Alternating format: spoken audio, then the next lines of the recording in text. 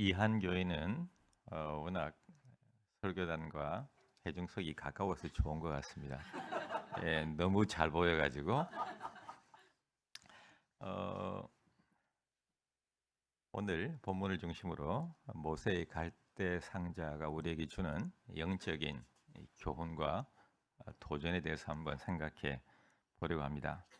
요즘같이 신생아 출생률이 워낙 이제 낮고 주위에서 새로 태어난 아이들을 만나는 것이 또 보는 것이 얼마나 큰 기쁨인 시대가 전에 이런 적이 있었을까 하는 생각이 들 정도로 신생아를 유모차나 또 안고 다니는 그런 젊은 부부들을 보면 마치 제 아이인 것처럼 기쁘고 또 감사하고 그런 일들이 많이 있는 것 같습니다.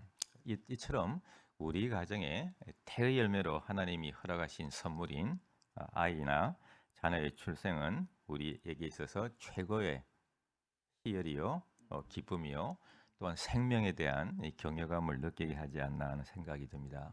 여러분들도 대부분 이제 자녀들 생각해 보시면 저도 그렇습니다만은 첫째 아이가 태어났을 때에 참 그 기쁨과 그 감격은 이루 말할 수 없을 것 같습니다.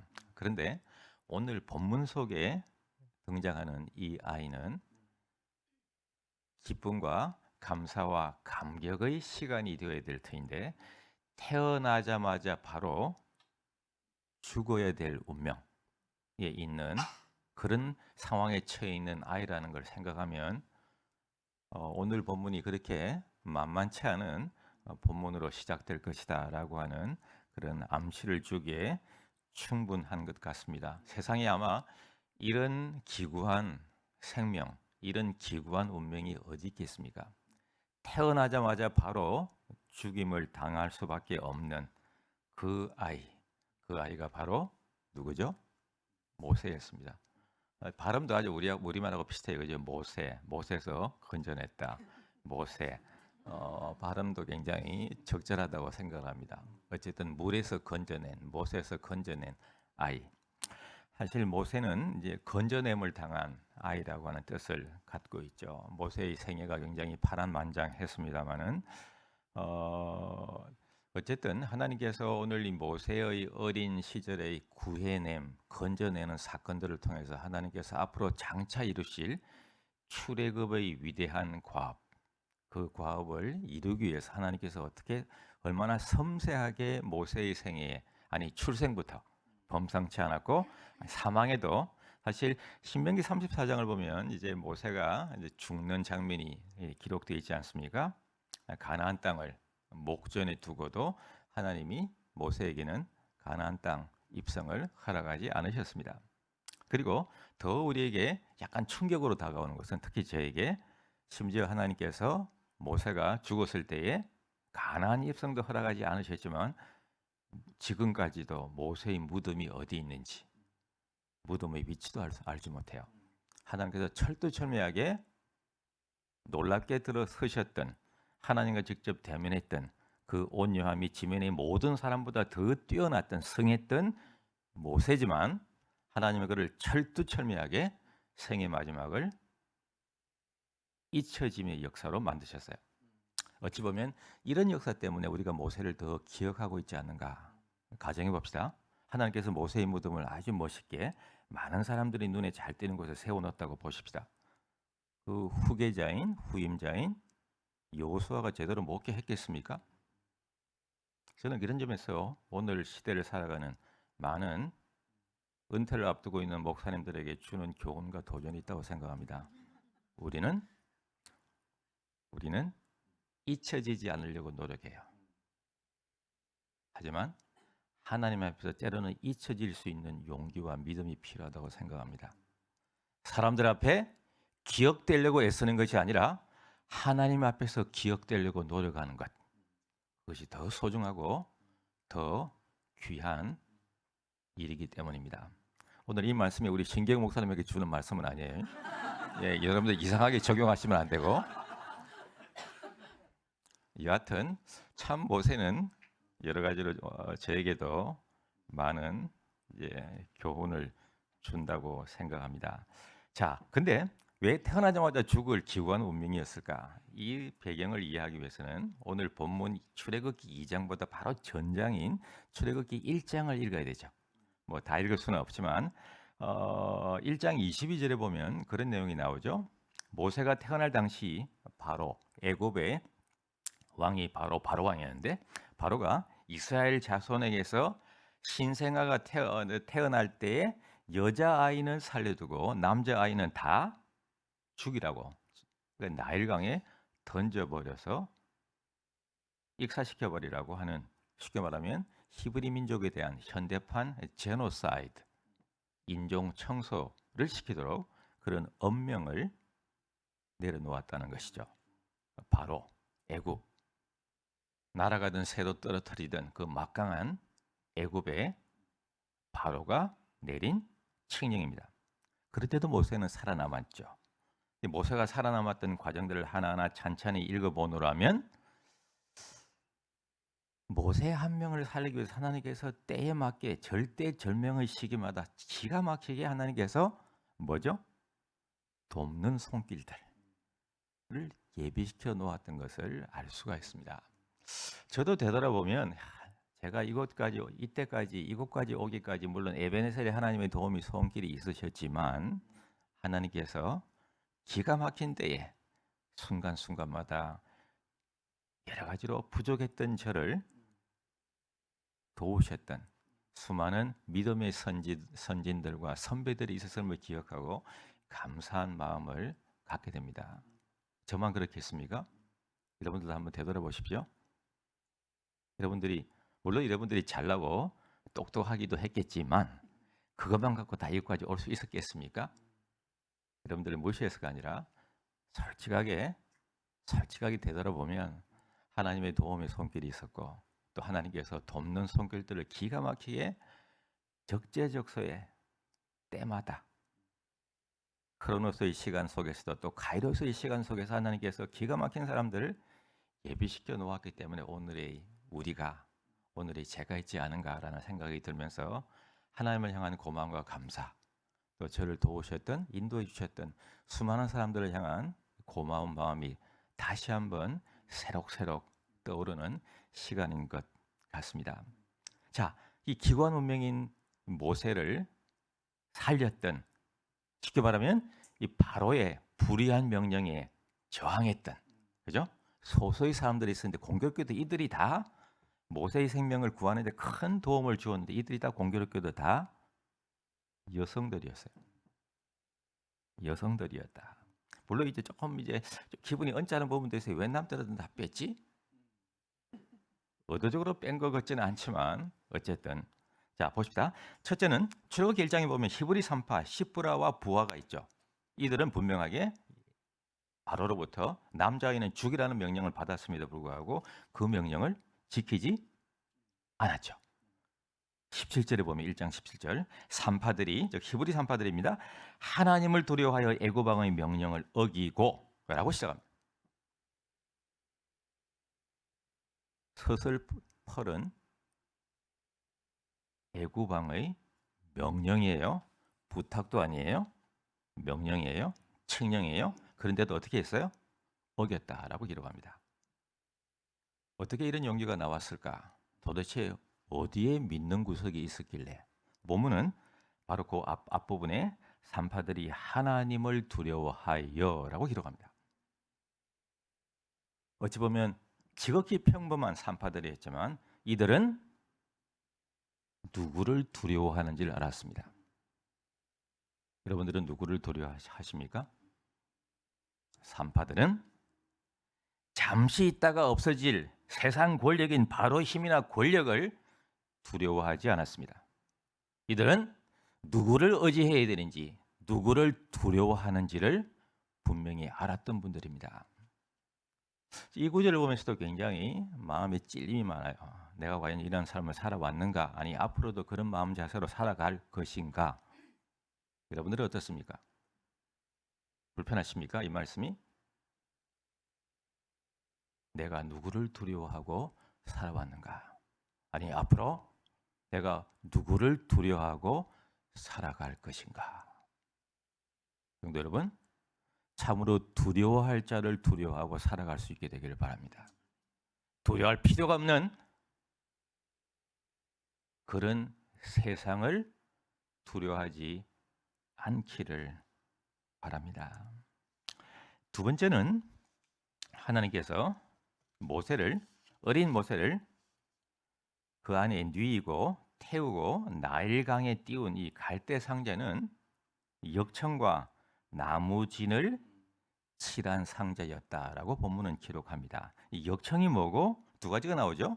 역청과 나무진. 역청이 뭐고 나무진이 뭔가가 좀 궁금해지시죠?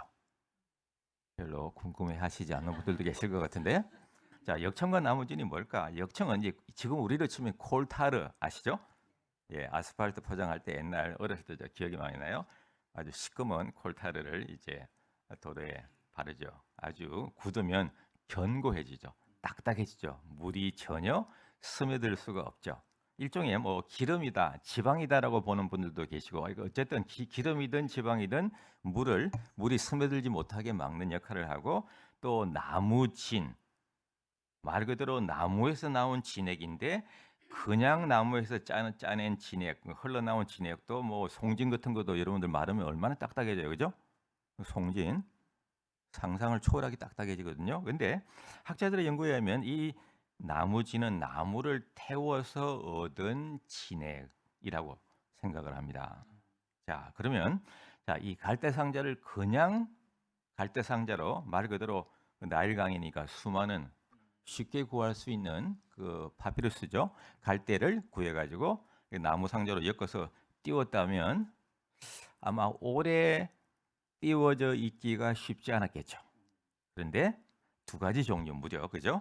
여기에 보면 역청과 나무 진액까지 발랐기 때문에 아마 이중으로 한 번도 아니고 이중으로 아주 잘 발라서 띄웠기 때문에 여간한 그런 그 물의 어떤 소용돌이에는 쉽게 물이 침투해 들어갈 수 없는 그런 구조로 되어 있었다. 이렇게 역청과 나무 진액을 칠하고 그 안에 어린 모세를 뉘우고 나일강으로 가져가 갈대 사이로 떠나보냈다라고 기록합니다. 여러분들 그 당시 어머니였다면 어떻게 칠했을까요? 나무 상자도 잘 만들었겠지만 특히 나무 상자보다는 이 역청과 진액을 아주 꼼꼼하고 세밀하게 잘 칠하지 않았겠습니까? 대충 칠했을 그런 어머니, 부모가 있을까요? 안 계시겠죠. 어쨌든 최선을 다해서 그렇게 해서 더 이상 어떻게 할 수 없는 상황 속에서 아이를 띄웠죠. 제가 흥미로운 이제 글을 하나 읽은 적이 있습니다. 8세기 주후 8세기에서 11세기 가운데에 여러분들 바이킹족 아시죠? 바이킹족 스웨덴, 노르웨이 그쪽인데 이 바이킹족들이 상당히 원거리, 아주 먼 거리를 원정 항해를 할 수 있었던 이유가 무엇인가에 대한 스웨덴 웁살라 대학의 연구팀이 조사한 내용을 본 적이 있는데 그 내용을 보니까 재미있는 내용이 나와요. 그 연구가 이제 고고학 학술지에 이제 기고가 됐는데 소나무를 태워서 거기서 타르를 얻어가지고 그 타르를 바이킹족들이 타고 다니던 항해하는 배에 안팎으로 칠했답니다. 근데 이 여러분들 혹시 사진을 뭐 가보신 분들도 계시고 사진을 보신 분들도 계실 터인데 이 바이킹족들이 타고 다니던 배가 그렇게 규모가 크지가 않아요. 그러니까 쉽게 말하면 원거리 항해에는 적합하지 않다는 것인데 그럼에도 불구하고 이 바이킹족들의 배들이 이제 약탈을 주로 했으니까 물론 이제 나중에 예수 믿고 다 아주 점잖은 분들이 다 지금 다 되었지만 이들이 약탈했던 지역을 보면 물론 이제 가까이 있는 아일랜드나 잉글랜드 북부 해안가 린디스판 수도원 주로 이제 해안가의 수도원들을 주로 약탈했어요. 왜냐하면 수도원에 보물들이 많았기 때문에. 그리고 그다음에 멀리 내려와서 배 타고 내려와서 스페인, 포르투갈 거리가 좀 되죠. 스페인, 포르투갈 지도 문제예요. 지도가 어딘지 모르는 분들은 저도 몰라요. 예, 좀 내려오면 스페인, 포르투갈이 있고 그 다음에 지중해를 통과해서 튀르키예 콘스탄티노플까지 가고 지금 러시아와 어려움 때문에 어려움을 겪고 있는 우크라이나 키이우까지 가고 심지어 저쪽으로 돌아가지고 북미, 미국 북쪽에 있는 캐나다까지 갔답니다. 지도를 보여드리면 더 실감이 날 텐데 여러분들이 감동이 없는 거 봐서는 설명이 부족한 것 같습니다. 여하튼 중요한 것은 상당히 원거리예요. 그 별로 그렇게 규모가 크지도 않는, 폭도 길이도 그렇게 크지 않는 이 배를 타고 엄청난 거리를, 쉽게 말하면 항해를, 즉 약탈을 용이하게 해줄 수 있는 이유가 바로 어디에 있다고요? 나무 진액에 있다는 거예요. 진액을 잘 발랐기 때문에 물이 스며들지 않으니까 먼 거리 항해를 해도 아무런 문제가 없었다. 동일한 나무 진액이 바로 이 갈대 상자에 사용되고 있음을 봅니다. 자, 이 갈대 상자에 칠해진 진액, 역청, 무엇을 의미할까? 세상에 세속적인 생각이나 그런 사상들이 쉽게 우리를 침투해주지 못하도록, 세상에 우리는 세상과 동떨어져서 산속에서 사는 사람들이 아니에요. 교회는 늘 세상 가운데 있잖아요. 세상과 더불어 함께 살아야 되지만 세상적인 가치관과 세계관이 우리를 침몰해 들어오지 못하도록 하나님의 말씀과 가르침으로 단단히 무장하고 산속으로 가는 것이 아니라 세상으로 다시 돌아가야 될, 세상과 더불어 살아야 될, 그들과 더불어 함께 살 때 쉽게 저들의 생각 속에 우리의 생각들이 사로잡히지 않는 그런 영적인 의미가 있지 않을까라는 생각을 해보게 됩니다. 또한 이 모세를 태운 이 갈대 상자의 히브리 단어, 여러분들 원어 몰라도 구원만 돼 아무 상관없어요. 그런데도 이제 저희는 신학교에서 이제 원어를 가르치니까 또 배우니까 이 갈대 상자에 대한 히브리 원어는 테바라고 되죠. 테바. 한번 따라해 볼까요? 테바. 아주 여러분들 멋있어 보이세요. 원래 멋있으시지만 테바. 테바의 특징은 방향타가 없어요. 여러분 생각해 보세요. 갈대 상자. 그게 무슨 방향타가 필요해요? 설령 방향타가 있다고 한들 어린 모세가 그걸 어떻게 운행할 거예요? 그죠? 방향타가 없어요. 그 다음에 자체 동력 장치가 없어요. 쉽게 말하면 띄워놓으면 물 가는 대로, 바람 부는 대로 흘러갈 수밖에 없는 그런 존재가 뭐예요? 바로 갈대 상자예요. 말 그대로 상자니까. 방향타도 없고 동력 장치도 없고 어찌 보면 철두철미하게 나일강에 던져진, 내 의지로 할 수 있는 게 없다는 거예요. 철두철미하게 던져진 존재예요. 그것이 갈대 상자, 히브리 원어인 테바. 근데 이 테바가 이 모세의 갈대 상자에도 나오지만 창세기에도 나오죠. 큰 배, 뭘까요?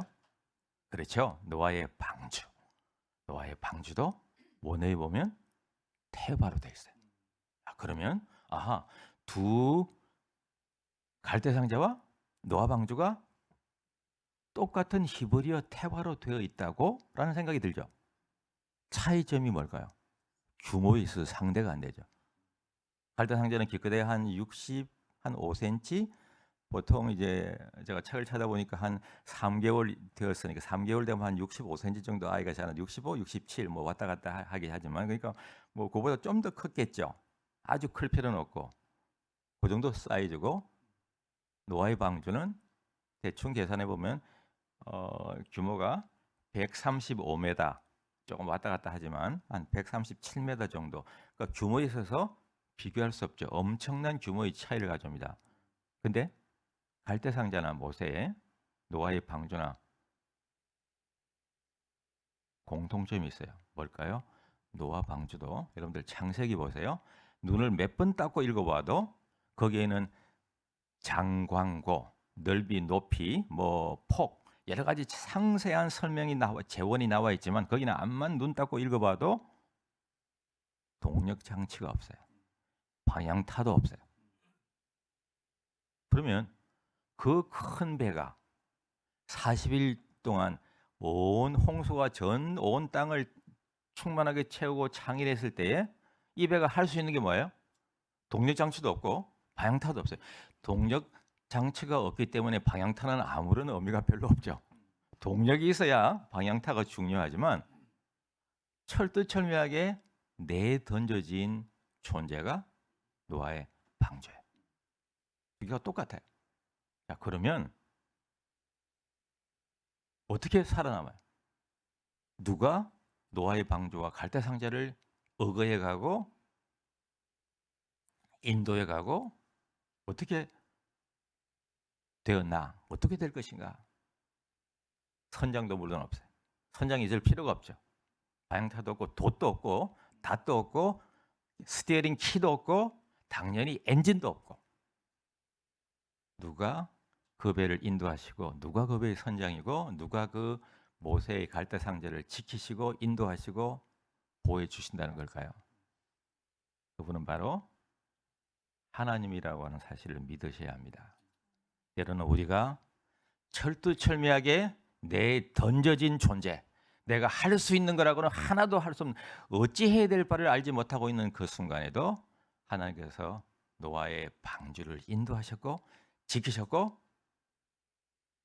모세의 갈대 상자를 인도하시고 지켜주셨던 것처럼 하나님 나의 삶도 우리의 가정도 우리의 직장도 우리의 자녀들도 하나님 인도하시고 지키시고 하나님 보호하여 주옵소서라고 하는 고백이 기도가 나올 수밖에 없는 것이 이 태반을 보면서 느끼는 저의 개인적인 고백입니다. 여러분들도 마찬가지 않을까라는 생각이 들기도 합니다. 오늘 본문을 보면 2장 2절과 3절에 보면 그 여자가 임신하여, 그러니까 이게 모세의 어머니겠죠. 모세의 어머니가 임신하여 아들을 낳으니 그가 잘생긴 것을 보고 석 달 동안 그를 숨겼으나 더 숨길 수 없게 되매라고 돼요. 석 달 동안은 나름대로 열심히 숨겼어요. 잘생겼기 때문에 숨겼다. 이런 생각도 들어요. 아니, 못생겼으면 안 숨겼을까? 그죠? 내 새끼인데, 내 자녀인데. 조금 전에 그런 생각이 들기도 해요. 잘생겼든 못생겼든 우리 자녀이기 때문에 끝까지 부모가 최선을 다했을 것이다. 그런데 더 이상 숨길 수 이 부분이 조금 이제 깊이 생각해 볼 필요가 있어요. 더 이상 숨길 수 없게 되면 어떤 생각이 드세요? 더 이상 숨길 수 없게 되면 우리가 저와 여러분들이 아무리 노력해도 아무리 애써도 더 이상 우리 힘으로는 더 이상 어찌할 수 없는 순간이 그런 때가 언젠가는 올 것이라고 하는 사실입니다. 여러분들 그 절체절명의 순간에 어떻게 하시겠습니까? 나는 그런 날이 내 생에는 오지 않을 거야. 제가 장담합니다. 이미 오셨거나 언젠가는 올 것이에요. 그때 어떻게 할 것입니까? 인간의 힘이나 지혜가 더 이상 작동하기 어려울 때 그때는 다른 수가 없어요. 내려놓아야 합니다. 내려놓되 자포자기하고 내려놓는 것이 아니라 절망 가운데 내려놓는 것이 아니라 하나님을 의지하고 바라보면서 내려놓아야 합니다. 하나님 앞에서 내려놓을 수 있는 또 다른 믿음과 용기가 필요하죠. 어찌 보면 인간의 3개월 동안 열심히 아이를 숨기고 바로의 명을 어기고 숨겼어요. 그러나 3개월 이상은 무리였다. 왜 그랬을까요? 왜 더 이상 숨길 수 없게 되면라고 본문이 기록하고 있을까요? 아이가 커가니까 체중도 키도 이제는 남자아이니까 아마 굉장히 발육이 좋았을 거란 말이에요. 커가니까 특히 뭐가 문제가 됐을까요? 그렇죠. 역시 다르세요. 이한교인의 수준이 울음소리가 점점 우렁차게 나오니까 더 이상 숨길 수가 없게 된 것이 그 한계선이 3개월이에요. 그래서 이제 하나님 앞에 내려놓을 수밖에 없죠. 나일강변에 내려놓을 수밖에 없어요. 그때의 부모 마음 어땠을까? 나일강변에 내려놓기는 내려놓는데 왜 더 이상 숨길 수 없었으니까 이 아이가 제대로 살아남을 수 있을까? 혹시 뒤집혀서 물고기 밥은 악어 밥이 되지는 않을까? 별의별 생각이 다 들었을 것 같습니다. 근데 여기서 우리가 하나 또 생각해 봐야 될 부분이 있어요. 이런 제가 글을 읽은 적이 있습니다. 하나님께서 우리 가정에 자녀들을 허락하신 이유가 뭘까요? 하나님께서 우리 가정에 자녀를 허락하신 이유는 모든 게 니네 마음대로 되지 않는 것을 깨닫게 하기 위해서다. 공감하세요? 자녀 마음대로 안 되죠. 여러분들 뜻대로 안 되시죠. 저도 마찬가지. 내 뜻대로 안 돼. 내 마음대로 안 돼. 오늘 본문처럼 더 이상 내 뜻대로, 내 의지대로 할 수 없을 때. 근데 여기서 그냥 제가 말씀드렸지만 절망 가운데 자포자기하고 내려놓는 게 아니에요. 그 순간이 올 때까지라도 부모들 우리가 뭘 해야 돼요? 최선의 노력을 다 해야 된다는 거예요. 우리 자녀들이 때로는 우리 마음을 아프게 하고 속썩이게 하더라도 부모들은 절대 포기하면 안 되는 거 아시죠? 사회는 포기해도 세상은 포기해도 부모들은 포기하면 안 되고 특별히 10개월을 뱃속에 품었던 어머니들은 포기하시면 안 됩니다. 아버지들을 폄하하는 것이 아니라 아버지는 설령 포기할 수 있어요. 어머니는 포기하시면 안 됩니다. 아멘 하세요? 어머니가 포기하는 그 아이의 인생은 끝나기 때문에 그렇습니다. 세상이 어떻게 판단하든 학교에서 어떻게 판단하든 어머니는 끝까지 아이를 지키셔야 돼요. 오늘 본문에도 보면 할 수 있는 한 최선의 노력을 다했어요. 그리고 마지막은 띄워보내면서 전능하신 하나님 손에 맡기는 거예요. 자네들은 내 아들, 딸이지만 동시에 하나님의 아들, 딸이기도 해요. 하나님 앞에 전능하신 그분 앞에 맡겨야 될 때가 바로 이것이 아닌가. 인간의 최선의 노력은 다 기울이고 나머지는 주님 앞에 맡기자. 자, 그러면 바로의 딸이 우연히 나왔죠. 세상 사람들은 우연이다, 행운이라고 하지만 기독교인에게 우연과 행운은 없어요. 하나님의 예정과 섭리 가운데 모세를, 갈대상자에 있던 모세를 시내를 통해서 건져오게 하죠. 그리고 열어보니까 아이가 소리를 내서 울었다고 나와 있죠. 그러니까 소리가 그것 때문에도 부모도 이제 할 수 없이 띄웠지만 첫 마디가 뭐예요? 이 아이를 보니 어느 아이라고요? 히브리인의 아이로구나. 즉 아버지의 명예에 의하면 죽여야죠. 그런데 어떻게 합니까? 죽이지 않죠. 데려다가 키웁니다. 심지어 유모가 바로 생모였죠. 요셉의 생모예요. 그 모세는 참 하나님이 참 신기해요. 때로는 우리가 포기하고 내려놓지만 하나님은 또 놀라운 방법으로 심지어 모세가 아니고 바로의 딸 공주를 통해서 당대 최고의 교육을 받게 하시고 또한 요셉은 아이를 할 수 없이 내려놓았는데 자기가 생모인데 유모처럼 가정하고 들어가서 젖을 먹이고 키우고 또 유모로서 양육비까지 받는 꼭 먹고 알 먹고 둥지틀어 불태우는 놀라운 일이 하나님의 역사예요. 여러분 믿으셔야 돼요. 내가 움켜진다고 되는 게 아니에요. 때로는 내려놓을 때 그냥 자포자기하고 내려놓는 것이 아니라 하나님을 신뢰하고 믿음으로 내려놓을 때 갈대상자는 더 이상 절망의 상자가 아니라 희망의 상자요. 우리에게 하나님이 어떤 분이신가를 확실하게 깨닫게 해주시는 그런 영적인 교훈과 도전이 있음을 기억해야 합니다. 말씀을 맺습니다. 바로는 히브리 남자아이들을 다 죽이라고 명했습니다. 그러나 그의 명령보다도 하나님을 더 두려워했던 신실한 여인들 그리고 인간으로서 부모로서 할 수 있는 한 최선의 노력을 다 기울이고 전능하신 하나님 손에 맡기고 의지하고 띄워보냈을 때에 하나님은 놀라운 방법을 통해서 모세를 말 그대로 건지셨을 뿐만 아니라 그를 당대 최고의 최악의 상황에서 최고의 최선의 상황으로 바꾸셨던 하나님을 믿으셔야 합니다. 여러분들의 삶 속에서 저는 여러분들이 내려놓아야 될, 갈대 상자에 담아야 될 문제가 무엇인지 저는 잘 몰라요. 여러분들은 아실 거예요. 이 시간 하나님 앞에 내가 갈대 상자에 하나님 앞에 내려놓아야 될 부분이 무엇인가 한번 생각해 보시고, 모세의 갈대 상자를 통해서 그 모세를 살리신 하나님의 역사, 그 역사는 우리에게 하나님이 과거에만 역사하셨던 하나님이 아니라 지금도 살아계시고 우리 삶에 신실하게 개입하시는 하나님, 살아계신 하나님의 살아있는 역사를 체험하게 되는 또 다른 갈대 상자로 여러분들의 삶 속에 신실하게 이루어지기를 주 이름으로 간절히 축원합니다. 기도하겠습니다. 하나님, 인간의 힘으로 더 이상 감출 수 없어서 더 이상 할 수 없는 한계 상황 속에서 나일을 강에 홀로 던져진 모세의 갈대 상자와 같은 저희들입니다.